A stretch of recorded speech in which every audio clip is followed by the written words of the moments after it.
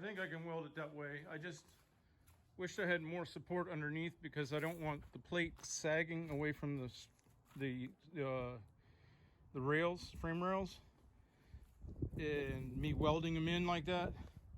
But it looks to me like it's doing pretty good with the tack welds that I had on there.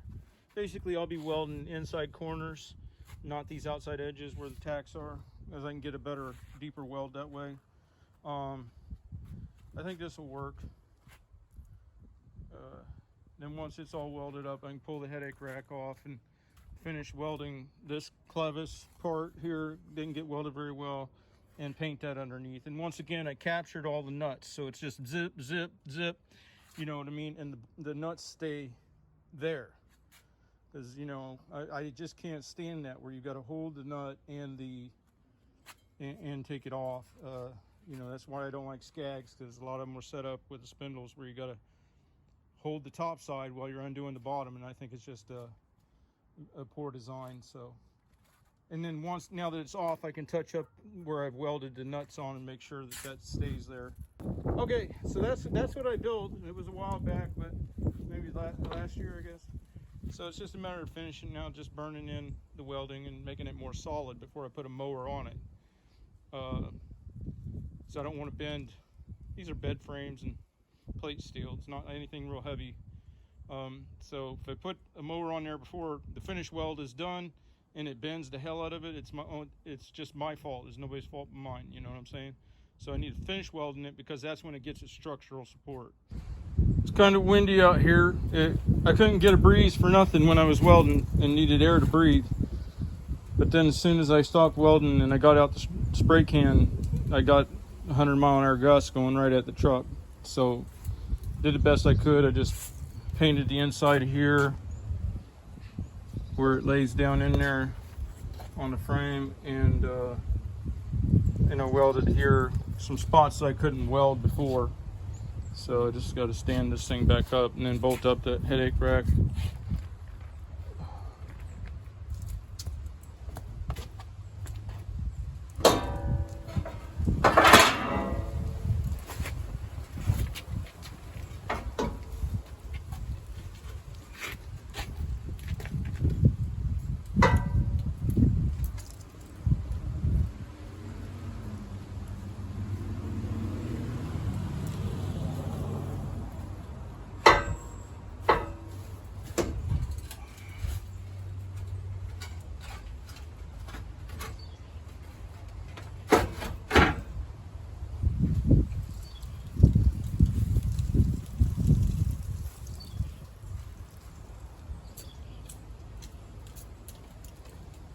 You see, and that's the front support for the bed.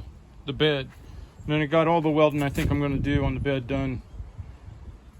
Not even bother painting it, because if this works, not even this year, but maybe next year, I'll pull the bed again, take it to an equipment painter that can sandblast it. And let's see, I put these bolts here the way they came out. Sandblast it and repaint it. So the way I designed this was bolt coming through here, so you get two different planes, and then I welded the nut for each of these in there.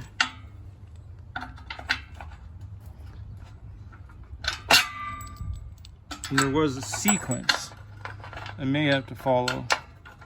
I think it was, the sequence was, you tighten this one, it draws it up and locates it for the other main holders. See, because it's not quite lined up there. So when I draw that in, it should line it up. Then I gotta see how I'm gonna put that bed on by myself. The biggest issue with taking it off, and what's gonna be the problem, I'm sorry about the wind noise, and what's going to be the problem putting it back on is, see where I extended those fenders? I was tempted to cut them off because it makes it harder to put the bed on and off, but I kind of did spend quite a bit of time getting those equal and everything. And actually I had to make the curve, because it was already curved because it was part of a propane tank, the fenders were. but I had to adjust them and everything, and it kind of turned out better than I thought. So I hate to trim that stuff off and lose that effect, because it does help with the slinging rainwater and stuff, you know.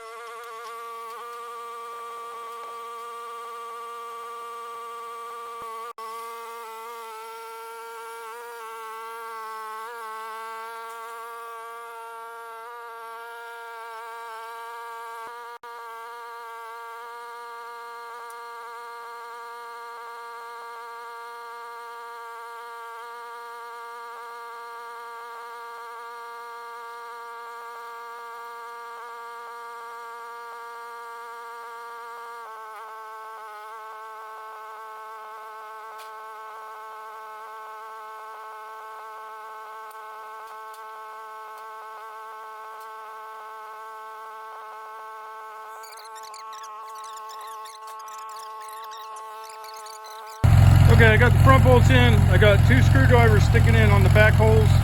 That should keep the thing from sliding. I want to see if I can back the machine out of it.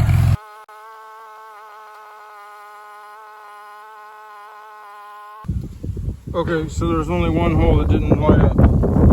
It's this one. It wasn't lining up very well before. The bolt lines up, but there's not enough room for a socket.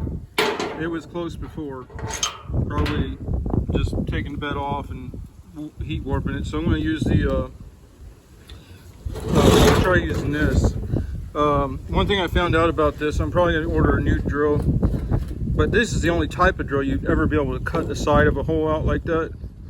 So I kind of like that. But what I don't like about the Morphin, now that I've had it for a while, is that it's single speed, which is fine when you're using the smaller bits, but the bigger the bit, the higher the surface speed. Like if you had a bit that's 10 inches in diameter, even though the motor's turning in the same speed, your blade tip speed is higher because you're at a bigger diameter bit. So what I'm finding is smoking these bits on some of the big jobs, and thank goodness they're not as high as a regular.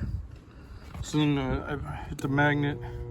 So the magnet should energize, and just gonna have to go really, really slow because it's gonna want to walk, especially on this diamond plate. It needs a thicker material than what's there to get the good magnetic thing. So I'll give it a shot. It's probably gonna go all over the place. But this bit is also already smoked from.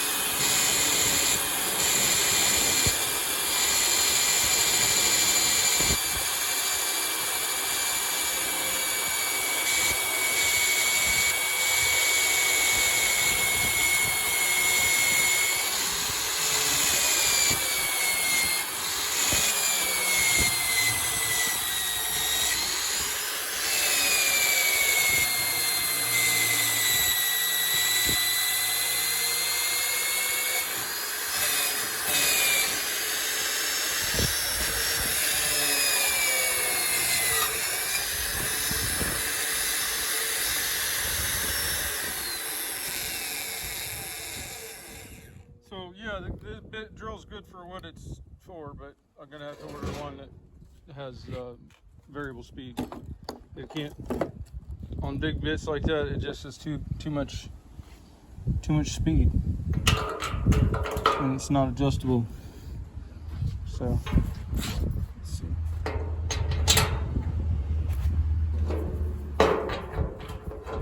Oh yeah, that's better.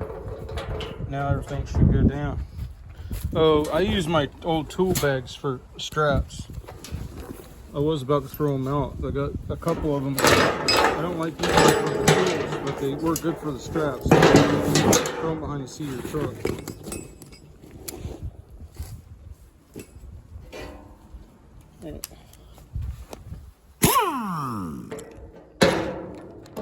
They got everything started, so.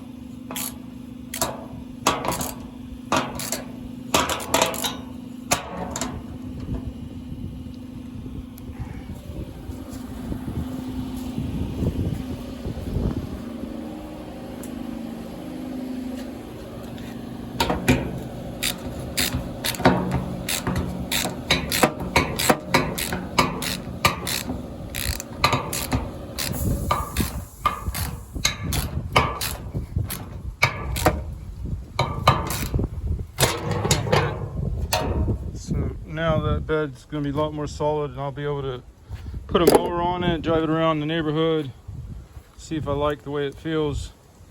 If I do, build some ramps or a ramp gate, and then I'm going to be off to a different type of setup, try it out. All right, have a good one.